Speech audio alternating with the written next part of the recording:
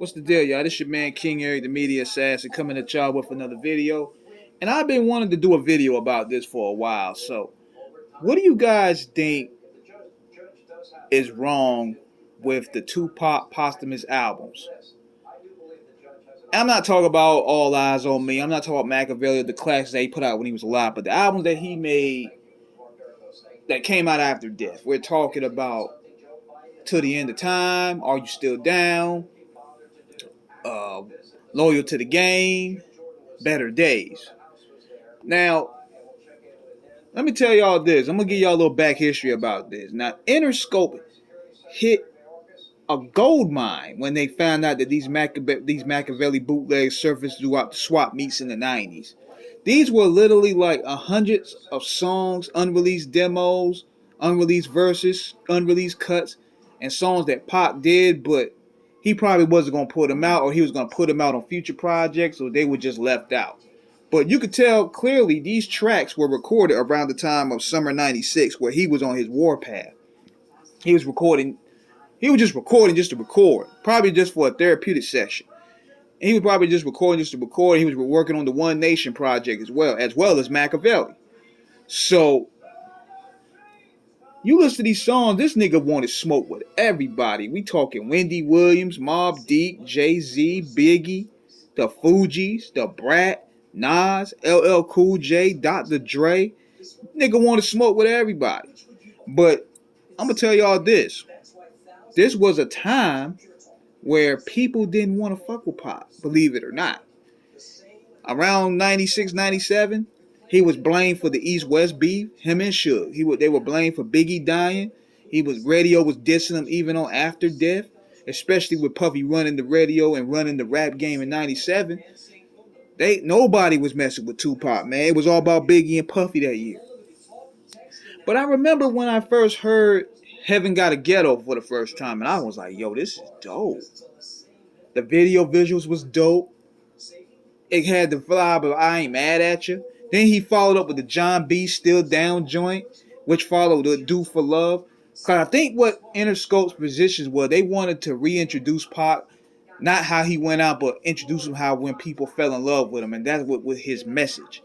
With love, commentary about what's going on with the black youth, and uplifting his people. And I think that's what the vision that they wanted to take that back from. They wanted to erase the stigma of his later years.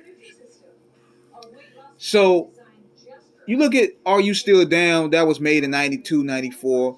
But then everything changes when Changes came out with Tupac Greatest Hits. That literally put him back and it immortalized him forever. That song Changes still gets played in protests all over the country and the world as well. That song Troublesome, those 4 records that was supposed to have been on the Greatest Hits, that immortalized Pac. So with Interscope, they wanted to hit a home run with Greatest Hits. So what they wanted to do, they wanted to capitalize off Tupac's momentum. And they were left with hundreds and hundreds of songs from the cutting floor. What people don't understand, and I know people say this, I wish they put out the original versions. They can't. Because all those songs, they need sample clearances. That will cost the grip. You got to find the engineers. You got to find the representation. You got to find the producers and labels to clear these songs. So, to prevent a headache, Amaru and Interscope went on and got their own producers to repackage Tupac music. Now, there have been times where they hit home. But unfortunately, there's been as many misses, and that's due to the style of production. See, the production at times doesn't match Tupac's fury. Now, the guitar licks and the somber vibes, it works when it comes to his somber, introspective songs, his deep songs.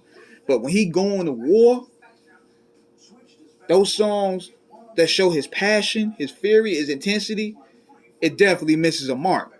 Take example, the song. What's the song he did? This and LL Cool J. My Little Homies. The production was off. It didn't match up Tupac's intensity. I think Danny Boy's hook was left off. Then they added out the stuff at the end. I'm like, you stripped what made the song special. And I understand they're trying to clean up the music, because a lot of people were that Pop was at odds with. They were pretty much on top of their game, and they don't want to. They're trying to rebuild those bridges. But damn, you can't just strip the essence of what made those songs special. But that was just something I just thought of, man. Like, what do you guys think? What are your favorite Tupac posthumous albums? Let me know. Subscribe, hit the like button. Peace.